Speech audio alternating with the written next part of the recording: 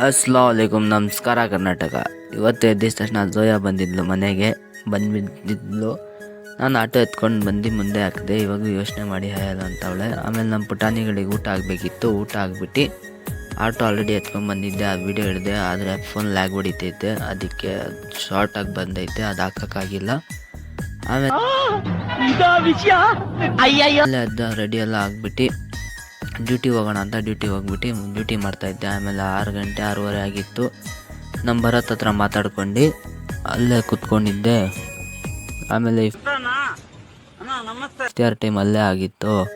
ಅದಕ್ಕೋಸ್ಕರ ಇವನು ಬಾ ನನ್ನ ಜೊತೆ ಹೋಗ್ಬಿಟ್ಟು ಸಮೋಸ ತಿನ್ನೋಣ ಅಂದ್ಬಿಟ್ಟು ನಾವಿಬ್ಬರು ಹೋಗ್ಬಿಟ್ಟು ಸಮೋಸ ತಿಂದ್ಬಿಟ್ಟು ಇವನು ಆಮೇಲೆ ಏನೋ ಐಸ್ ಕ್ರೀಮ್ ಇಸ್ಕೊಳ್ಳೋಣ ಹಂಗಿಂಗಂತ ಚಾಕೋಬಾರ್ ಎತ್ಕೊಳ್ತಾ ಇದ್ದ. ಅದನ್ನು ತೊಗೊಂಡು ಅದು ತಿಂದ್ಬಿಟ್ಟು ಬರೋಷ್ಟು ಟೈಮಲ್ಲಿ ದಾರಿ ನೋಡಿದ್ರೆ ಹೆವಿ ಜಾಮು ಆಗಿಬಿಟ್ಟೈತೆ. ಫುಲ್ಲು ದೇಶ ಉದ್ಧಾರ ಆಯ್ತದ.